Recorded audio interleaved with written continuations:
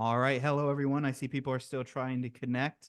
It's 12 o'clock now, but we do like to give some time. Some people have some extra time to connect because we just hit 12. We have a great presentation for you today, so I appreciate everybody joining and the time. So again, a little bit of patience would be appreciated as we let people connect to the webinar.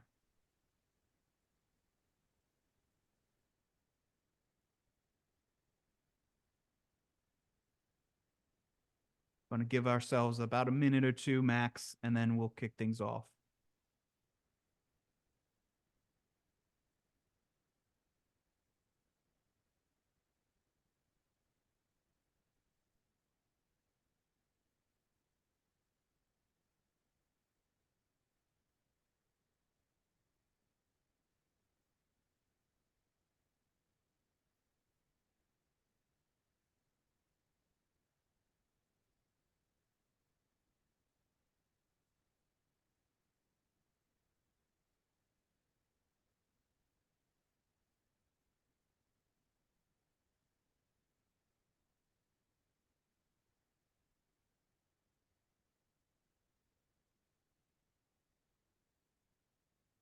All right, that should be plenty of time.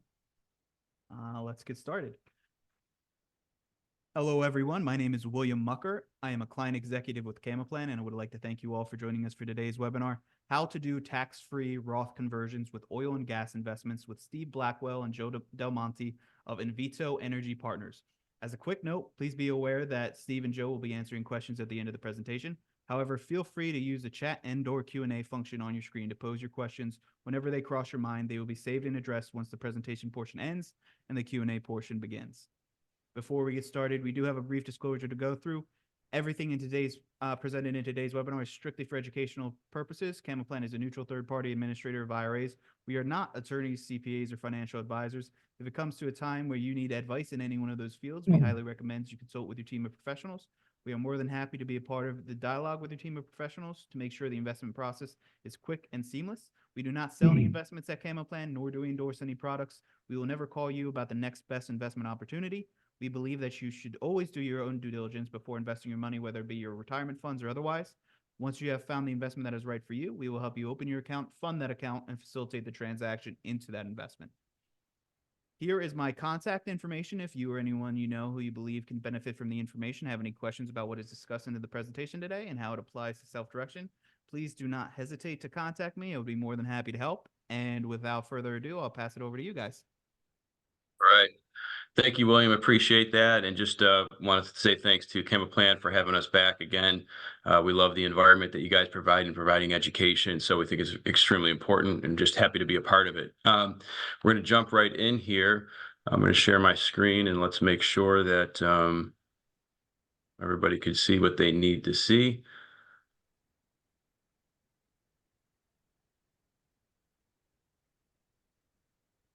And William, are we good? Yeah, looks good, Joe. Perfect. Beautiful. Awesome. Well, again, thank you everybody for joining. We love providing this type of education. There's so many opportunities out there, and we're happy to be a part of that education process for you. So my name is Joe Del Monte, as William said. I'm the Director of Strategic Partnerships for Invito Energy Partners. We're an oil and gas investment fund. My background is I started in oil and gas close to 20 years ago, and I've gotten back into oil and gas after a long run, both being a financial planner and advisor, as well as a consultant for the registered investment advisory space. I've been on advisory boards, investment portfolios, and things like that. And I love the alternative space, love oil and gas specifically, and real estate. And I think the discussion today is going to be very interesting for those of you who are clients of Camaplan and have IRA assets, and you're thinking, how do I get out in front of this Roth conversion thing, this tax thing that's going on? So we're going to jump right into it. So just to let you know what's coming down the line here in the next 30 to 40 minutes or so. First thing we're going to do is discuss the benefits of Roth conversion. Some of you know this, some of you might be curious, but I think we need to lay the groundwork there. And then we're going to cover the basics of oil. I know that's kind of a right-hand turn, but we're going to tie all these pieces together. In order to understand the opportunity with oil, we need to understand, what is oil, what's the investment look like, and the different ways to get in. We're going to talk about taxes and wealth retention as it relates to using oil investments. We're going to go through some examples of Roth conversions using an oil investment. We're going to cover our investment thesis and how that could potentially fit in with a Roth conversion strategy. And then we have some bonus content at the end. And this would be for any of you who hold real estate in your self-directed IRA. Some of you, real estate is the only thing you hold in your self-directed IRA, and you're wondering what's the best way to convert those assets to a Roth. And we have some really cool, we have a great strategy to present to you at the end. So stick around for that. So who are we? First of all, I'm not the only one here. As you see, Steve Blackwell is on with us as well. Steve is the founder and CEO of Invito Energy Partners. Our other founder, Jared Christensen, pictured there, is not on the call, but I thought everyone should get to see him and get to know him a little bit as well. So Invito is founded by these two gentlemen, extensive experience in the oil and gas industry. 35 years combined experience running large upstream oil and gas companies. Deployed over $5 billion of capital, wells in every basin in the continental United States, managed all sides of the business, from geology, land, financing, investing, all parts of the process, and then divested and sold over 80,000 mineral acres for over $1 billion. So say all that to say, these two gentlemen know oil and gas inside and out. And as you, as individual investors, are out there looking around, same thing if you're looking at commercial real estate, you want to know that the people that are running those opportunities and running those investments have extensive experience. And so Steve's going to come on to the presentation in a little bit, a few slides down the line, and start to kind of help tie this whole thing together for us. So the first thing, and just laying the groundwork of a Roth conversion, we can tell you why you want to do a Roth conversion, and it can make sense, but I think a visual really paints a good picture. And this is really simple. So this is sort of a cookie cutter example. When I was a wealth manager, I had 100 families that I served, and also consulting in the RIA space for a lot of years. Got to see thousands of families, and especially across the middle class, middle to upper middle class, or even higher. And typically in that middle class to upper middle class, if they don't have $1 million yet, the idea was, well, I want to get my portfolio to $1 million, and then I'm going to need somewhere between $4,000, $5,000, and $6,000 a month to live. And you could argue what those numbers should look like, but I'm just telling you from my experience, that's kind of what I see. And I think anybody out there now sees how expensive things are, and needing $4 or $5 grand a month is not unreasonable. So these are very, very conservative numbers. So if we took $1 million portfolio and you had to withdraw $5,000 net to live a month, but you got a 7% return. Okay, it's just a static return. This, again, simple example, simple illustration. It would work out for you. You'd have a high probability of success, okay, meaning you're not going to run out of money. Well, what happens when you got to consider that the 5,000 you need is the net number? How much do you have to take out? 35% tax bracket. You're taking out $7,700 a month. You're giving the IRS a $2,200 tip every month to take that money out. And you could see the rate of decline. So, without getting into the weeds on this, just this example alone sets the stage that if you could avoid paying taxes for the rest of your life, why wouldn't you? You're just adding a higher level of certainty and probability of success to your portfolio if you remove that hand in the cookie jar, okay? To take this a step further, but without going down a rabbit hole, we did this at a 7% annual compound rate. There's a sequence of returns risk here that we didn't even factor in, right? So nobody gets 7% a year every year. Unless you're Dave Ramsey, you get 12% a year every year. I don't know how he does it, but still trying to figure that out. There's a sequence of returns risk here that's not even in this table. If you retire, or if you start drawing down your portfolio in a bear market, and you can't determine when that bear market is, and you're paying taxes, these numbers, the rate of decline is exponentially worse than this. So main reason to consider doing a Roth conversion is remove that hand in the cookie jar for the rest of your life, and significantly raise your probability of success, of not running out of money. couple of other reasons, legacy planning. So talk to a lot of people and they say, well, I don't care about legacy. Whatever I have, I'm going to spend. The kids get what's left. Okay, fair enough. But if you had the choice to leave your heirs a traditional IRA or a Roth IRA, why wouldn't you leave them the Roth? The difference is there's a 10-year rule. The beneficiaries have to withdraw those assets within 10 years. So just picture this. You pass away, hopefully a long life. You're in your 80s, 90s. Maybe your kids are in their 40s, 50s.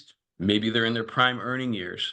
Maybe they're already trying to work through their tax scenarios. Now they get handed a bunch of money from mom and dad, and though they're appreciative, you basically wrote the IRS into your will as well, because now the children have to figure out how to take that money out within 10 years and pay taxes on it when they're already in maybe a high tax bracket because they're in their prime earning years. As opposed to you leave them the Roth IRA, they still have to take it out within 10 years, but they never pay taxes on it. It doesn't affect them one bit. In fact, they can let it marinate and take it out all in the 10th year. So just much, much more flexibility from a legacy planning standpoint. Another thing is there's no forced required minimum distributions, so for you as the investor, not having the government tell you when to take your money out and how much you need to take out every year. If you don't want to take it out, don't take it out. I like that. I like the opportunity to have control over my finances. And the final thing that I put, there's a dozen reasons here, but these are the top three for me, what I've seen in my experience and talking to a lot of advisors, what they see coming up.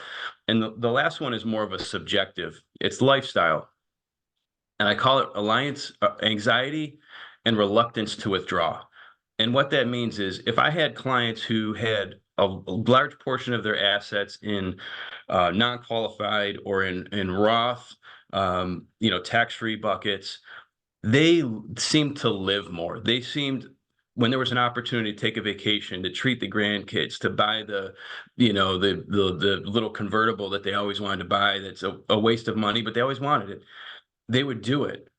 But when it came to my other clients who had all their money in a big 401k from work, and now it's a traditional IRA, every time they had to take out money, the conversation was, well, how much is the tax bill? What's the market doing? Is the market down? I don't want to take it out right now. The market's down and I got to pay taxes. I don't want to take it out right now. The market's up and I'm making money and the tax bill is going to be higher. There's always a reluctance to withdraw. So I would say out of everything that I've shared here so far, to me, that was the most important, is that, you're working hard for your money. What's the point if you can't live on it, if you got to second guess every time you take it out because you don't want to leave a 30% tip to the IRS. And so that's the big thing. So now that we sort of set the stage on why you should consider a Roth conversion, in full disclosure, I am no longer a financial advisor, financial planner, so I can't tell you to do one, and I can't tell you you need to do one, and I'm not going to tell you exactly how to do one. That's up for you and your advisor. We're also not CPAs, so that's another disclosure here. But what I will say is if you have the opportunity to do one and you're not looking into it, you're doing yourself a disservice. You need to at least look into it and see if it's appropriate for you, and then look for ways on how to do it. Okay.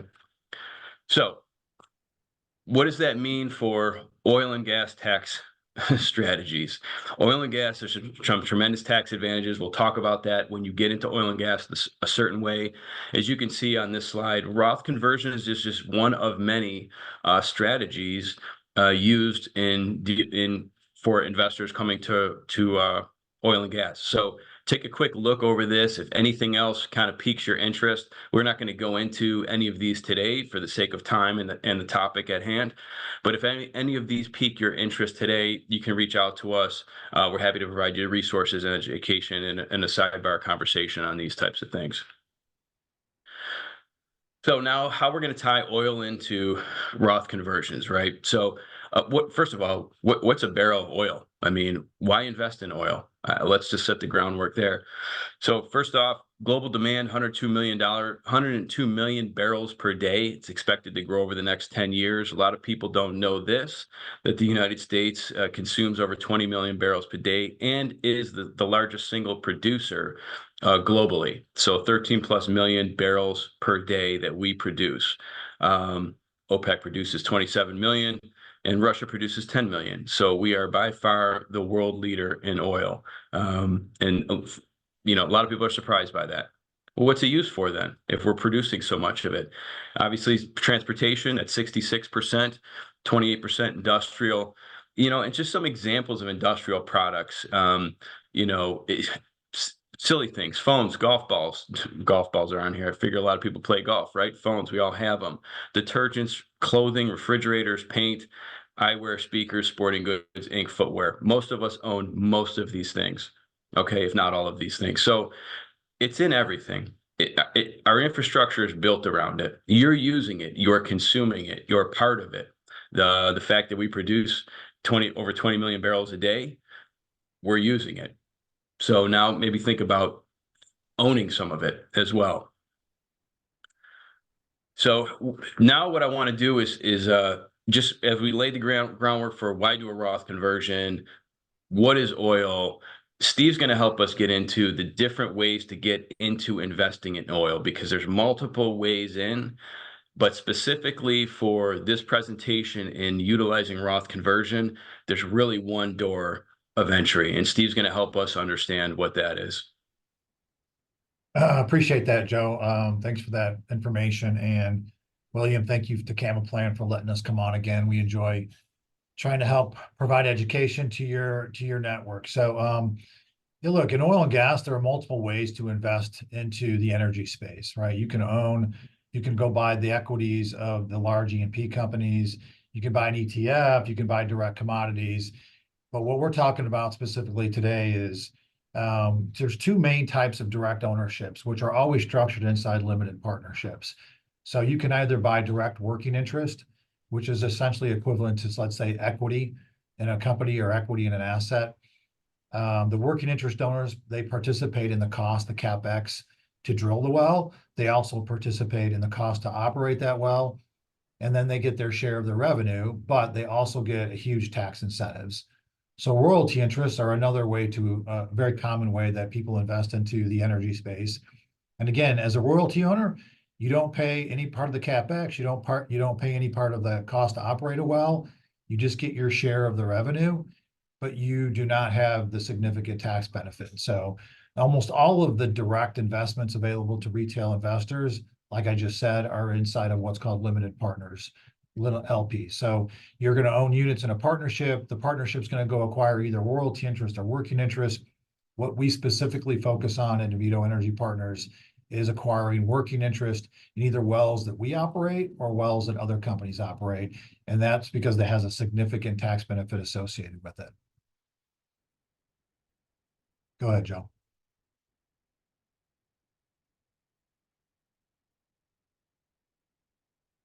So why working interest, right? Well, look, it's an alternative asset. So if you're looking at your portfolio and whatever your allocation is to alternative investments, if you have none, I would strongly suggest you look into some. Alternatives cover a wide range of different investments, from commercial real estate to infrastructure to energy to hedge funds, real estate, private credit, and so on.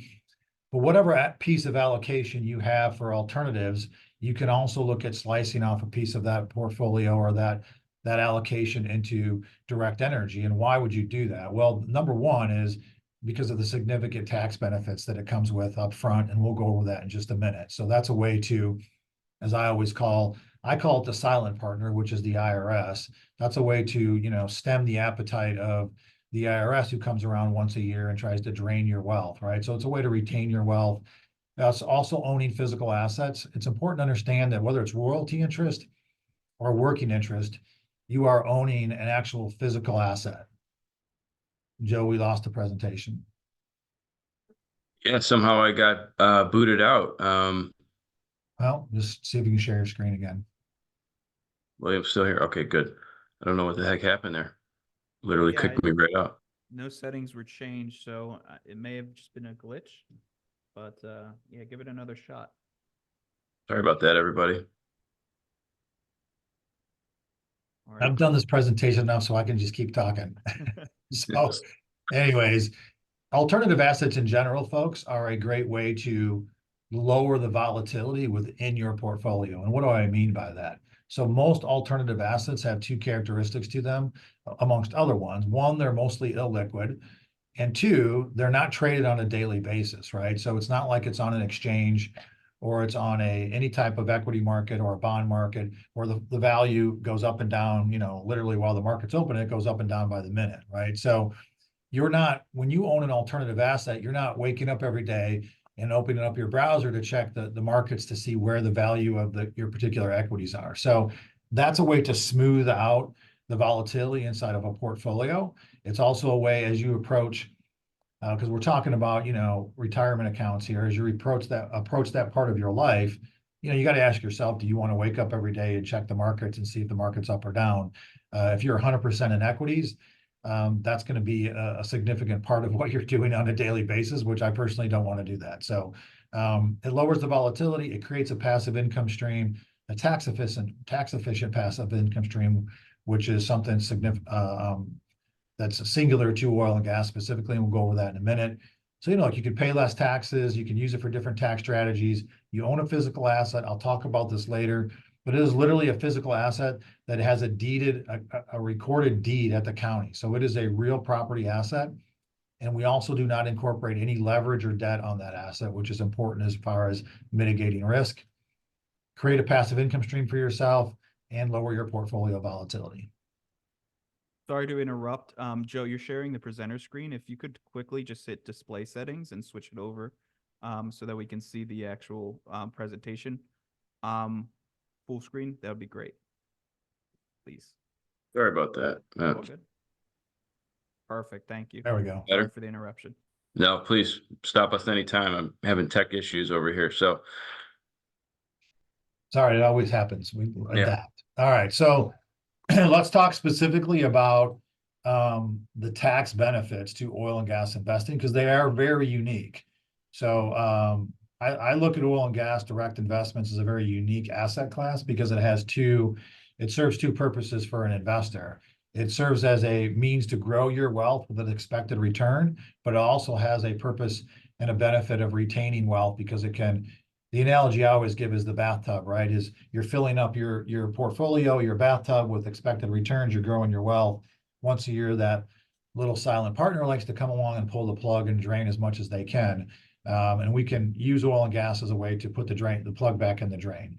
So the main tax benefit for oil and gas investments is what's called the intangible drilling cost. So you can look this up your own. It's called IRS Section 263C. But what it essentially is when you drill a well, there are two types of main costs. There's intangible drilling costs and tangible drilling costs. So whatever the total cost of a well is, typically 75 to 85% of the cost are what's called IDCs, or intangible drilling costs. And to make this very simple, intangible drilling costs are anything that when we drill the well that we put into the ground, there's no salvage value. So that's typically 75 to 85% of the total cost of a well. What Section 263C allows you to do is take 100% of those costs in the year of investment and write those off.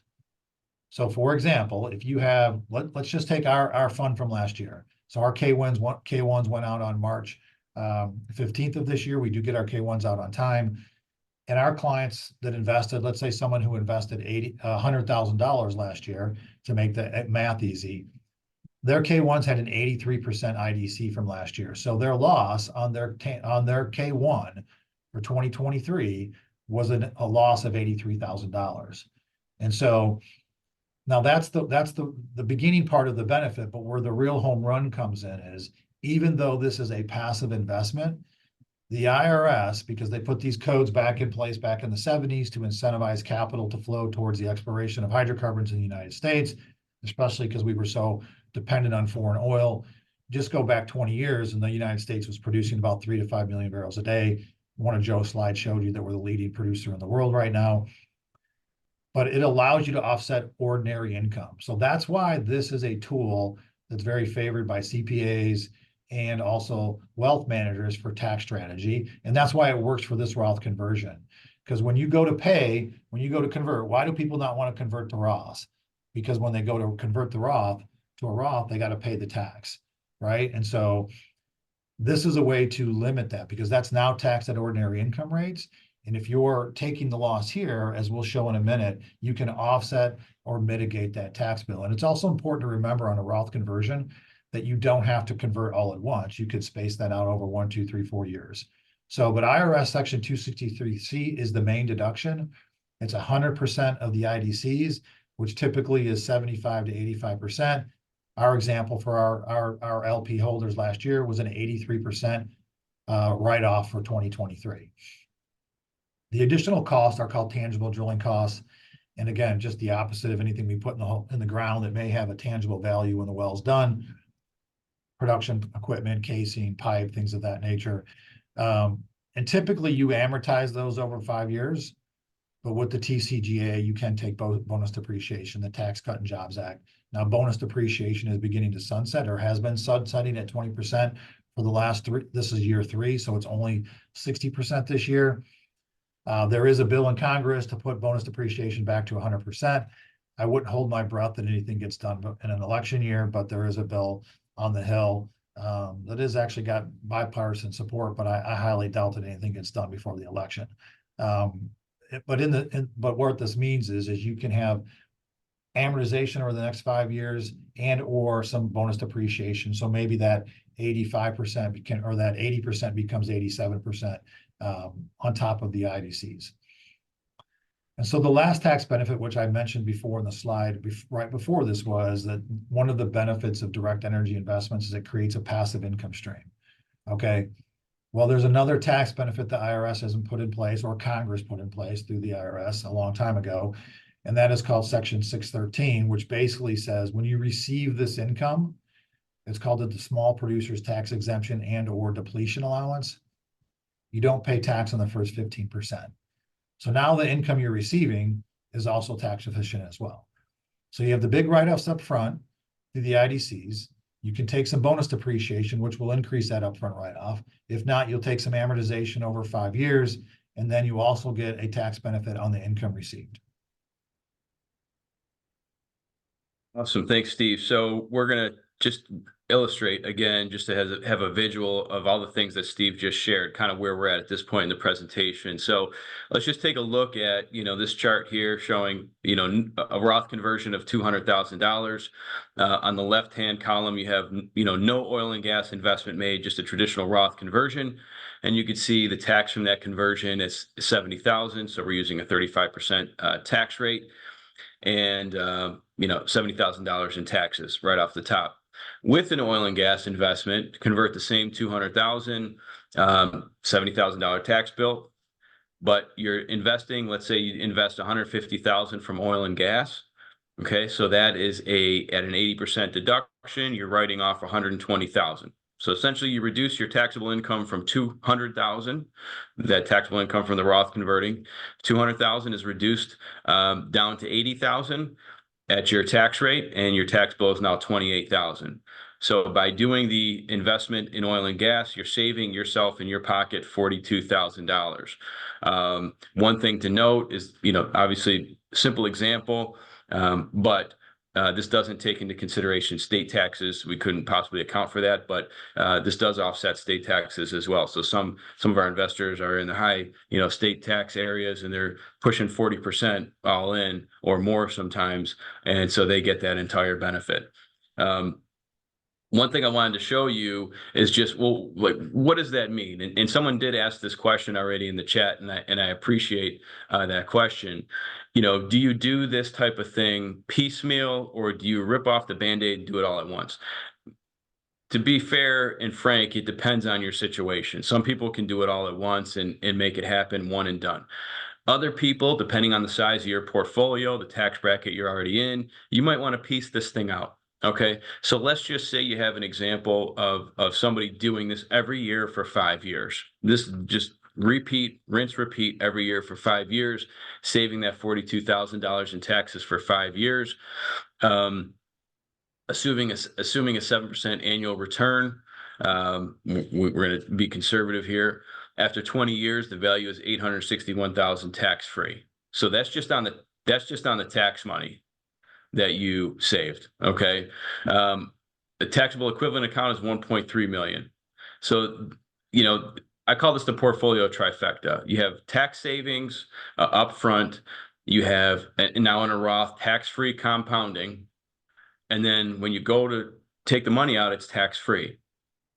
So the question is, why wouldn't anybody do this? If you can do this, you probably should. There are certain situations where it might not make sense to. I get that, age, portfolio value, life needs, things like that. But this is a pretty powerful thing to be able to do.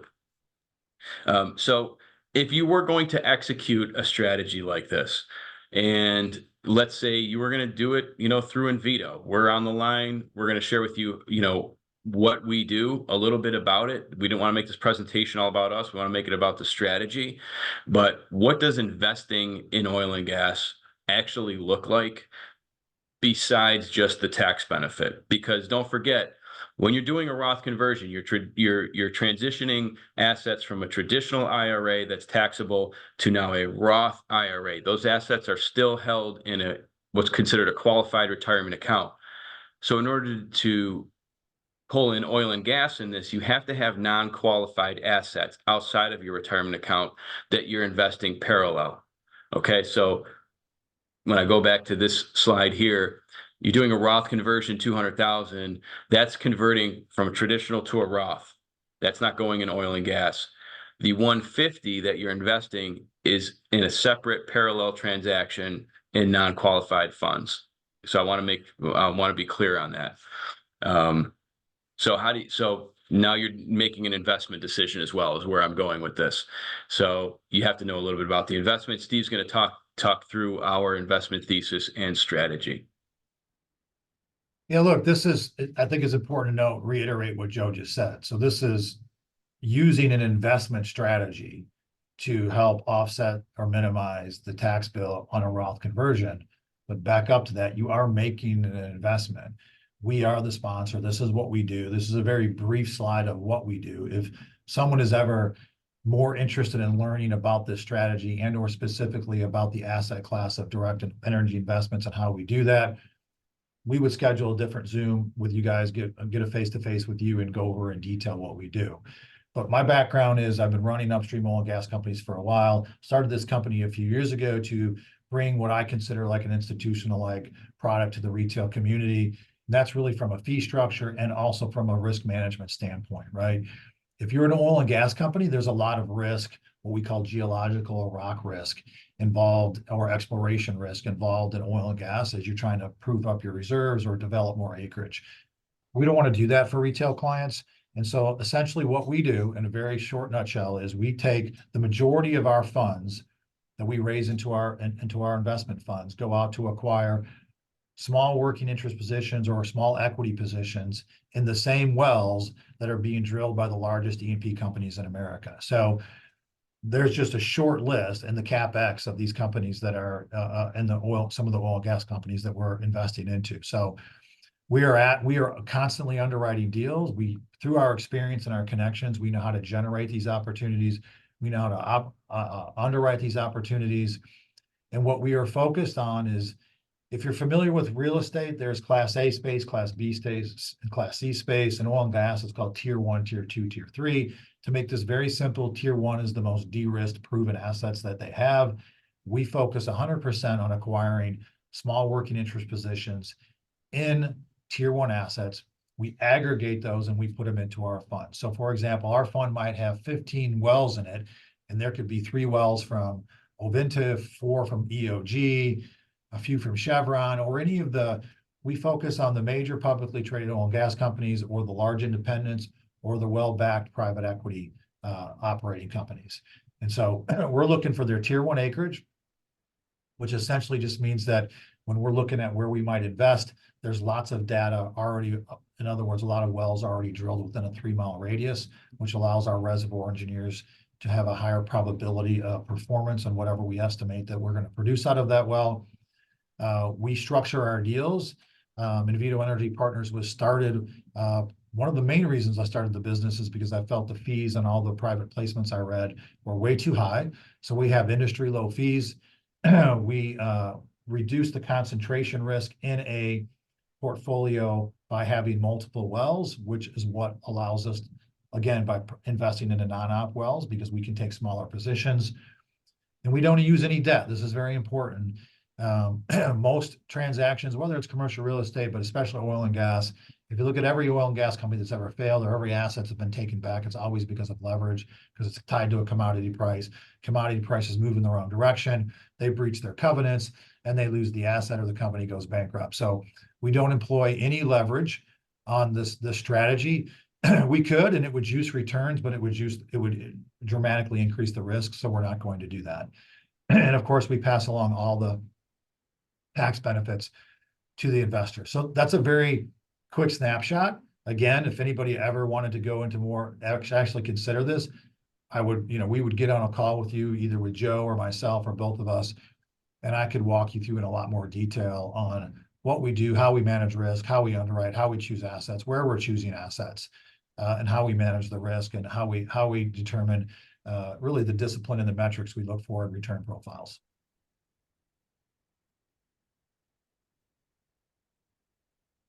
All right, so Joe talked about putting this in here because this is actually, all right, this is the bonus. All right, so I call this the Roth conversion on steroids, because personally, because I'm actually doing it myself. So, and in full disclosure, I learned how to do this from an advisor. That most of the capital we raise is through wealth managers or CPAs or relationships like we have with Camaplan. And I had a client who came, or an advisor who brought a client and was doing this strategy last year, and that's how I learned about this. So there is the basic strategy we just talked about. You can do a Roth conversion, and you can use oil and gas to whatever extent you have. Obviously, you have to have liquidity and non-qualified accounts, as Joe pointed out, to reduce that tax bill, and you can do all in 1 year or space it out over 4 years. Or you can do a different strategy. You can do the one on steroids, as I call it. You have a self-directed IRA. Okay, you can take whatever, you may already have an investment in commercial real estate. It just depends on what stage of development it's in. But you have a self-directed IRA, you own commercial real estate assets, or you own something in a non-tradable asset, such like a limited partnership in commercial real estate or something else, or you make an investment into that. You open up a self-directed Roth, you make the conversion. Well, because you have an illiquid or a non-marketable asset, you have to go get a valuation done from an accounting firm. And we have relationships with multiple accounting firms, right? And so they're going to go do an evaluation on that asset. Let's just make the numbers really easy. Or I guess we have it in here. You have a $200,000 investment. It's sitting in some sort of limited partnership and maybe a multifamily deal. You convert that to a Roth. Well, you have to get the valuation done. Well, there's two discounts called the lack of marketability discount, because almost all alts are illiquid. And there's also the lack of control discount, because you are a limited partner. And so those typically range from 35 to 50%. So this example uses 50%. So I convert over $200,000 to a Roth, and my self-directed IRA to a self-directed Roth. I got a $200,000 investment. I get the valuation. It gets a 50% discount. I'm now only paying tax on $100,000. So I just wiped out half of my tax bill. And then you could combine that with a smaller oil and gas investment to get this tax conversion down to zero. So that's what I call the Roth conversion plan on steroids. And I'm, again, I'm not a wealth manager and I'm not a CPA. You should always have you don't have to have a wealth manager. I'm not using a wealth manager to do this strategy, but I certainly am using my CPA. I know a lot of people on here are probably DIYers, but you always want to check with your CPA if you're going to include a strategy like this. So that's the bonus plan we were referring to. You can do the simple. I just closed a ticket yesterday on a client through a wealth manager out of Kansas City who is just doing the Roth conversion and using oil and gas to minimize and offset the tax. Or this is a more sophisticated, a little bit more complex strategy, but nonetheless, we wanted to share it. Awesome. Steve, real quick, I know we're gonna run into Q&A here in a second, but there's a question that came up on this particular topic. What have you seen as the cost to do the valuation analysis? $1,500 to $2,000. Okay. I would say above that, you just need to shop. Yeah. Absolutely. So we're going to get into some Q&A here. By the way, I'll throw this up on the screen. If you want to download our ebook, take a snap of that. If you want to jump on a 15-minute call with me to talk through this or anything else relating to oil and gas investing, feel free to snap that as well. And Steve, let's jump into some questions. Let's do it. Perfect. Thank you All guys right. for the information so far. Like Joe and Steve said, now's the perfect time to ask your questions while we have Joe and Steve available to us. So it looks like you already had a chance to answer the question about a one-time Roth conversion or piecemealing it. So I Yep. appreciate that. You also answered the question to do with the valuation analysis and the cost for that. Another question comes in. You mentioned low fees, but can you share what are the fees and what is the industry average fees? Yeah, it's a great question. So if you look at and I'm really just talking right now about the major broker dealers out there. They are regulated by FINRA, so they have a little bit more control, but some of the other deals are significantly higher than what I'm about to give you. But the average fees on probably the 5 largest BDs out there is anywhere from a 30 to 40% total load. So between a front end fee and also a share of the revenue as it comes in, it's typically 30 to 40%. And we keep ours below 20. We're actually at 17. So with a combination of a management fee up front and a share in the revenue. So the majority of the way we make the management fee we have up front is just to have some G&A to run the business. But the way we really make our money is sharing in the revenue alongside the investors. And what I think that does is creates alignment. So you make money, we make money. We get a bigger share when you get to your payout. And that's our goal, is to get to that. Perfect. Thanks for that answer, and thanks for a great question. Another question came in. Steve mentioned that the passive income stream is tax-free. That's because it's in a Roth, correct? That income would be taxed otherwise, correct? Yeah. So just remember, this strategy is not putting the oil and gas investment into a Roth. This is converting your whatever's sitting in your IRA today. So that could be in anything, right? It could be, if it's a self-directed account, maybe you have it in commercial real estate, maybe you have it in Bitcoin, maybe you have it in equities. You convert that to a Roth, and depending on what those assets are, you're going to have to figure out what the tax bill is, right? You can use oil and gas, which would be outside your qualified money, to offset that. And when you receive the income from that investment over here, the cash stream that comes with that has that 15% tax-free part to it, which is called the depletion allowance. Now, if you could put an oil and gas investment into a qualified account, an IRA or a Roth, and then of course the tax benefits don't matter. But that's why I never suggest anybody uses qualified money to make oil and gas investments, because you're basically not taking advantage of the significant tax benefits up front, which typically are a 25 to 35% return just from the tax savings, if that makes sense. Perfect. Great answer. Another good question. Just want to remind everybody that don't be shy. Ask your questions now. While we have Joe and Steve, those are the only questions we have at the moment. So, feel free to add any questions that you'd like. While I we're do here. see not to interrupt, William, but I do see, okay, what's minimum investment on our fund?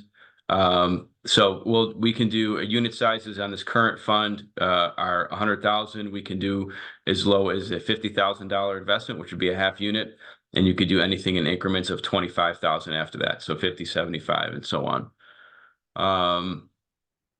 Could you please clarify? There's a question in here about UBIT. The UBIT should not, obviously that's why you always want to do it with the CPA, but you should not have a problem on the UBIT. Look, for example, when you're in self-directed accounts and you're in where UBIT can come into play is when you're in, let's say, any type of investment that has leverage involved, right? So if you're already sitting in a Roth or a self-directed account and you've put that into commercial real estate, I always strongly suggest that you use a good accountant, because you could already you could already have UBIT problems when you're sitting in your self-directed traditional IRA. But because there's no leverage involved in what we do, right? There's not going to be a UBIT problem on our side of the investment. And I see that I want to make sure we clarify one more time how you use a non-qualified investment. So this strategy, you have to have, if you don't have liquidity in non-qualified accounts, then obviously you don't have the money to make an investment into oil and gas to create this deduction that will offset your Roth transfer. So one of the other questions is should you do it piecemeal? Should you do it all at once? It all depends on what liquidity you have. The ticket we just did last week, believe it or not, was a $2 million Roth conversion. But these folks had enormous amounts of liquidity in non-qualified accounts, right? So that's not going to be the norm for most people. That's not the norm for me. So I'm going to piecemeal mine, right? And also it depends on your tax brackets, where you are that particular year as well. Now, with a caveat that I will say to everybody, we are heading for higher taxes. So the Tax Cut and Jobs Act is expiring. Maybe something happens after the election, but I believe we are heading for higher taxes, period, end of story, regardless of who's in power. Because there's just no way out of the insane amount of money that's been printed over the last 4 to 5 years. So, but you have to have liquidity, again, in an outside unqualified account to do this. Alternatives are illiquid. This is another point I want to make sure you understand. When you invest with us, whether you're using it on a Roth strategy or you're just using it because you have a lot of W-2 income, you have a lot of income from your business, you have other tax strategies you want to use, or you just want to do some alternative assets and diversify your portfolio. These are illiquid investments, i.e. when you put your money in, this is at least a 5-year hold. So we will hold these assets for at least 5 years, max 10, somewhere between 5 and 10, we'll sell the cash flow and make a final distribution. Just to take that non-qualified, because I'm rereading that question, I want to make sure that we cover it from a couple different angles. What we mean by non-qualified is non-retirement. So yes, that could be an individual brokerage account, that could be a joint account with you and your spouse, that could be a bank account. These are things that don't have tax advantages associated with them, like a Roth IRA, traditional IRA, or 401k. So that's the account that you would use to fund an oil and gas strategy. But William, you see anything else coming in? I don't see any on my end. No, it looks like you guys answered all the questions that came in, and I appreciate. I did overlook some of those questions, so I apologize for that. No worries. Thank you for catching those. But on my end, I'm looking at the chat and the Q&A. It looks like you've answered all the questions, pretty thoroughly. So again, contact information is up here. So if you're watching the recording in the future, please feel free to use this contact information to reach out to Joe and Steve. Or if you think of questions later and you're actually in the presentation live now, take a picture of this, save this, and then reach out to them whenever those questions cross your mind. But now it looks like all the questions have fizzled out. So I appreciate your time, Steve and Joe, and I appreciate everybody else's time who's live and attending the presentation today. Someone just asked, what is the contact info for Steve? So Does that go? I don't know. I can type it in here real quick. Yeah, and just make sure that where it says to everyone, so people can see that. If it's to hosts and panelists, only us three can see it. And William, does I forget, do you guys send out an email to all the attendees with our contact information, or is that the best way to? Some people don't use the QR code. I realize that. Yeah, what we do is we do send a copy of the recording. I can see if we include the contact information. I don't think we do, but in this instance, I think we can if you've provided that to us. And just for the people that are watching this this recording, if you can't see the chat, Steve just typed in S Blackwell at Invito EP EINVITO EP.com and 972-472-8801. So I appreciate that. Good deal. Awesome. Right. Thank you so much. Thank you folks for joining. It was a pleasure. Likewise. Everybody have a great rest of your day. Take care. All right. Thanks, everyone.